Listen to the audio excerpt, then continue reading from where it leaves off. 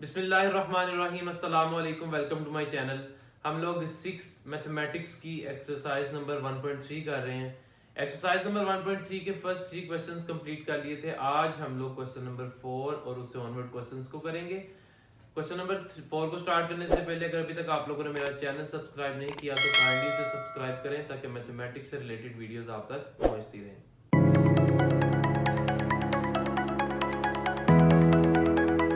Question number 4 को start करते हैं। क्वेश्चन नंबर 4 की स्टेटमेंट मैं आपके सामने पढ़ता हूँ। क्वेश्चन नंबर 4 में वो कहता है can the highest common factor of 8 and 64 be greater than 8।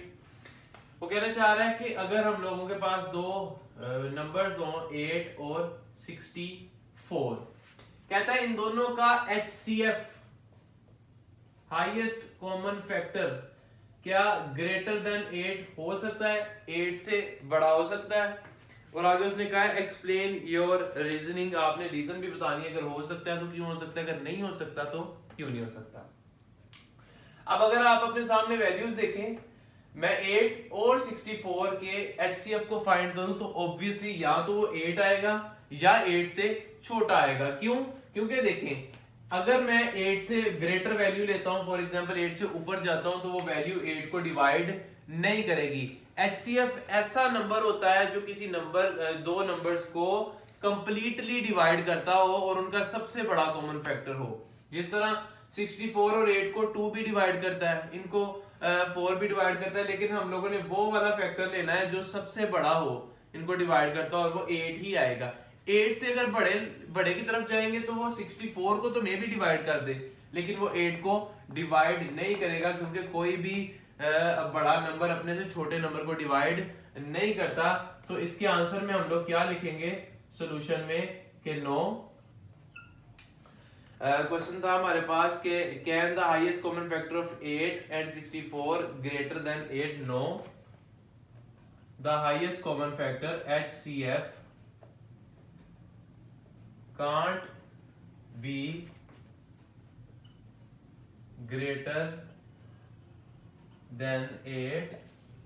इसकी रीजन में हम लोग क्या लिखेंगे, because the greater number can't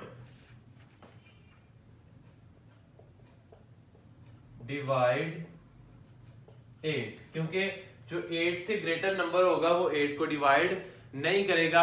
अगर वो 8 को डिवाइड ही नहीं करेगा तो वो हमारा HCF नहीं हो सकेगा। उसके बाद नेक्स्ट क्वेश्चन नंबर 5 है। क्वेश्चन नंबर 5 में वो कहता है Eliza has 16 science books, 28 mathematics books, 30 English books. She wants to pack these books equally without mixing the books and with no left over. What is the greatest number of books she can put in each packet? अब question उसका ये है, उन्होंने कुछ books की calculation numbers बताए हैं कि एक अलीजा है, उसके पास कुछ बुक्स हैं, उसमें उसके पास 16 साइंस की बुक्स हैं, 28 मैथमेटिक्स की बुक है और 30 इंग्लिश की बुक्स हैं। वो उन बुक्स की पैकिंग करना चाहती है, और पैकिंग इस तरह से करना चाहती है कि उनमें से बुक जो है ना मिक्सिंग ना हो। तो वो किस तरह से उन बुक्स को पैक करे, उन एक पैक में कितनी बुक्स रखे, ये हम लोगों ने बताना है कि वो सारी बुक्स भी जो है ना वो मिक्स ना हो। तो इसमें सिंपली हम लोग क्या करेंगे, क्वेश्चन नंबर है हमारे पास 5। इसमें अगर मैं लिखूं बुक्स की तादाद, तो जो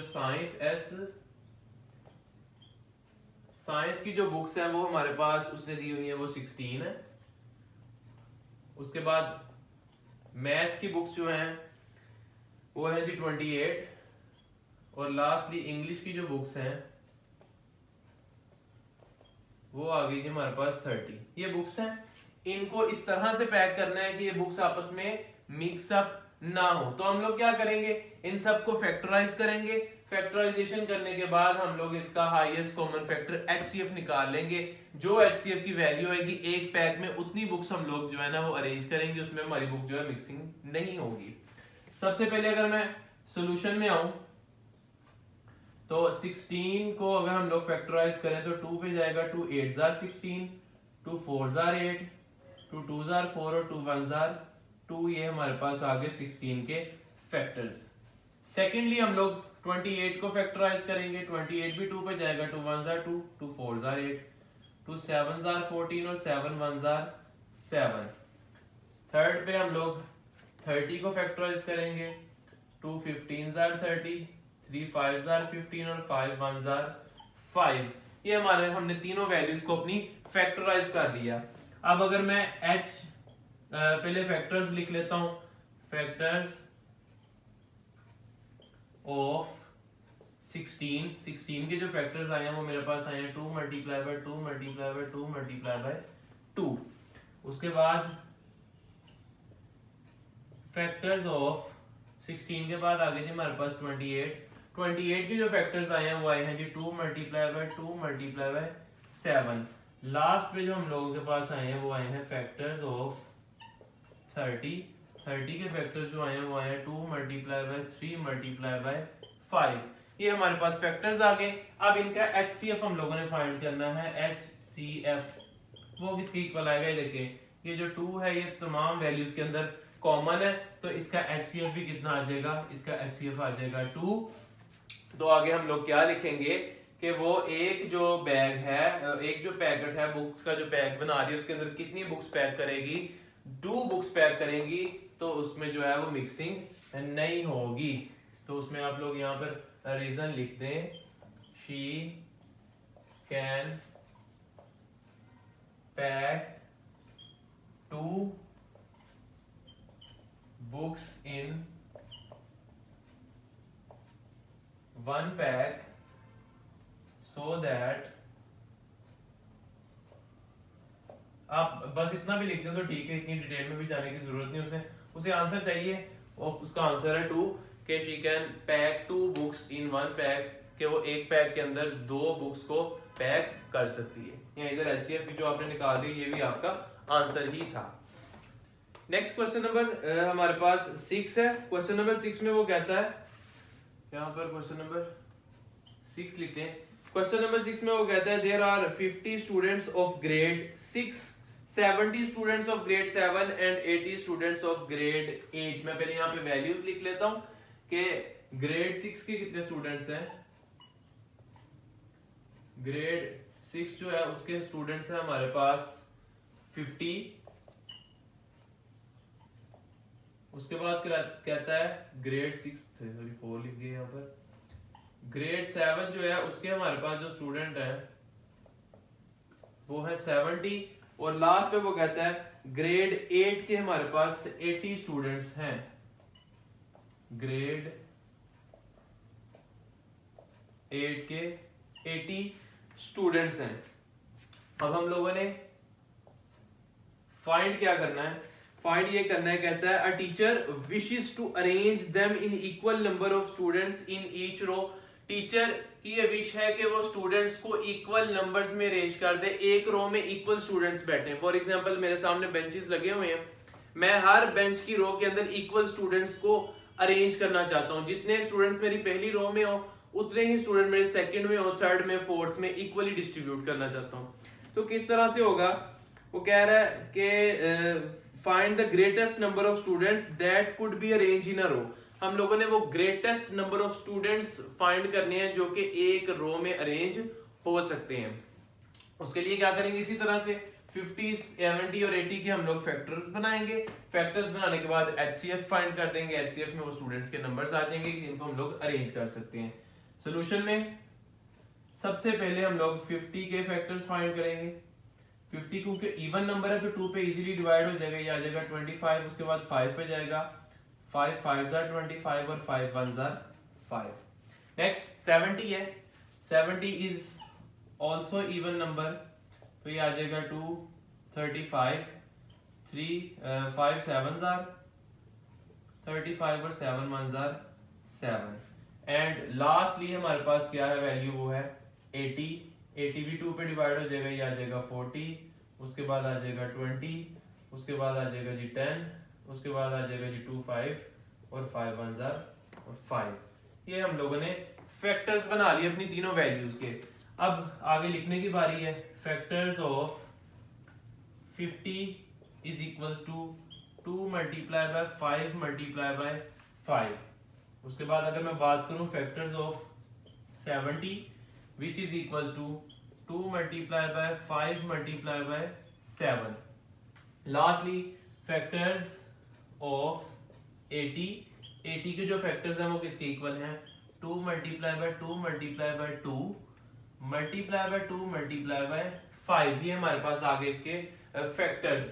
अब लास्ट पे हम लोगों ने क्या फाइंड करना है, HCF। उसके अंदर हमारे पास वो नंबर ऑफ स्टूडेंट्स आ जाएंगे जिनको हम लोग एक ही रो में अरेंज कर सकते हैं। अगर फर्स्ट पे मैं कॉमन फैक्टर देखूं तो 2 इन तीनों के अंदर कॉमन वैल्यू आ रही है। सेकेंडली अगर मैं देखूं तो 5 इन तीनों के अंदर कॉमन वैल्यू आ रही है, तो इसका HCF क्या आ जाएगा, 2 multiply by 5 which is equal to 10। तो आपका आंसर आपको मिल गया कि एक रो के अंदर 10 स्टूडेंट्स को अरेंज किया जा सकता है। तो आप यहाँ पे लिख सकते हो 10 स्टूडेंट्स, वो 10 स्टूडेंट्स हैं जिनको हम लोग एक रो के अंदर अरेंज कर सकते हैं। क्वेश्चन नंबर 7 में वो कहता है a room is 10 metre 15 centimetre long. एक रूम है जिसकी हमें लेंथ दी हुई है, लेंथ उसकी है जी हमारे पास 10 मीटर और 15 सेंटीमीटर्स। उसके बाद वो कहता है and 8 metre and 80 centimetre wide. उसके बाद उसकी विड्थ भी हमें दे दी है 8 मीटर एंड 80 सेंटीमीटर्स।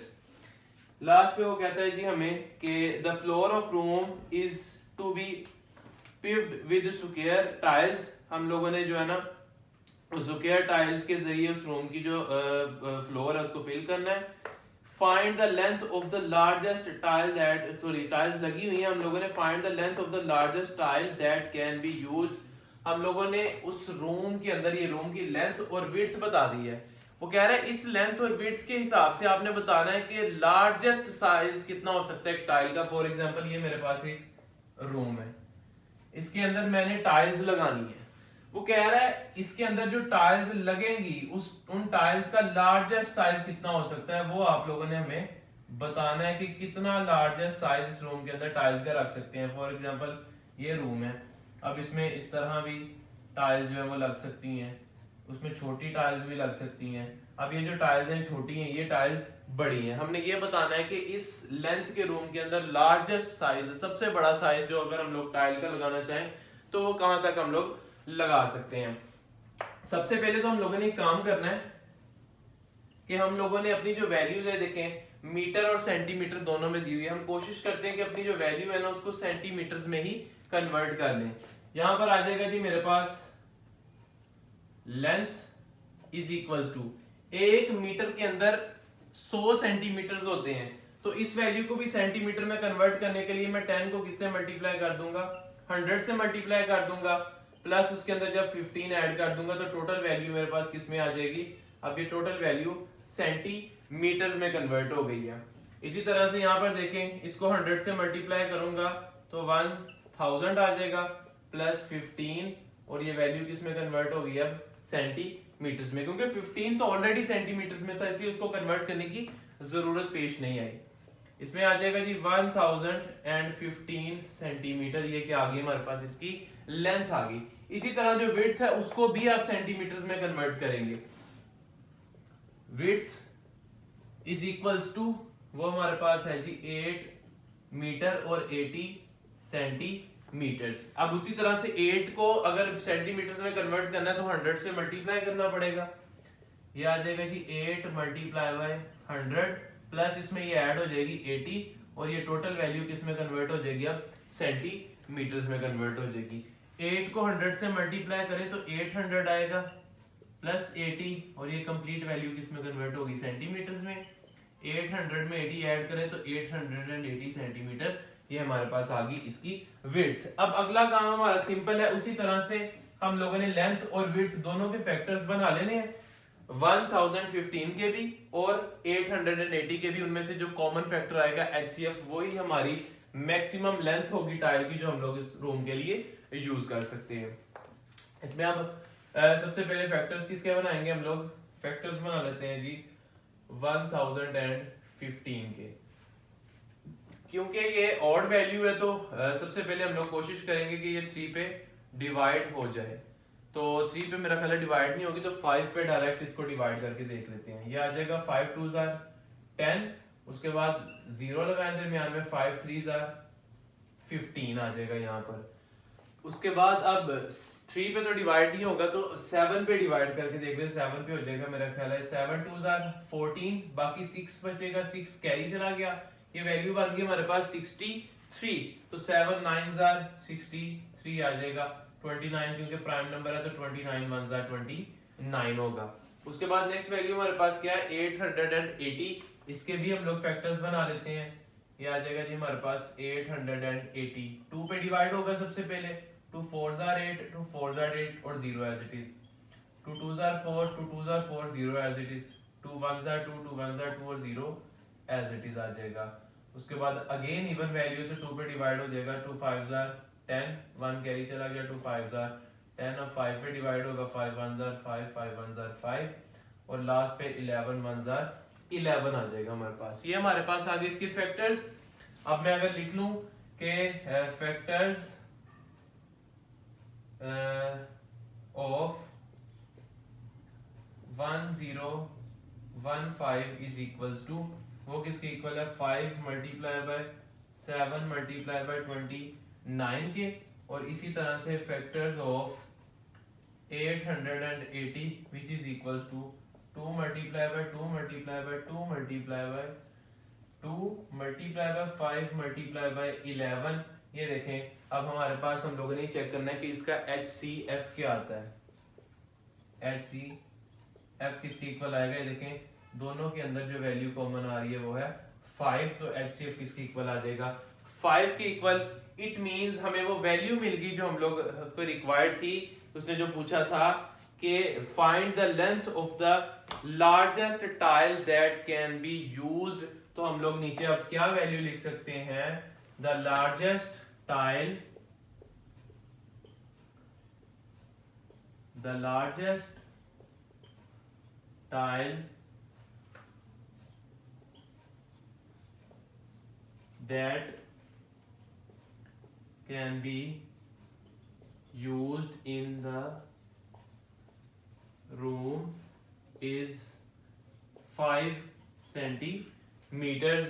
वो लार्जेस्ट टाइल जो कि हम लोग रूम में यूज कर सकते हैं उसकी लेंथ क्या होगी 5 सेंटीमीटर। इससे बड़ी टाइल हम लोग यूज नहीं कर सकते, इससे छोटी टाइल जो है वो यूज हो सकती है, लेकिन अगर मैक्सिमम जो है लेंथ यूज करना चाहते हैं तो वो 5 ही होगी, 5 से ज्यादा हम लोग यूज नहीं कर सकते।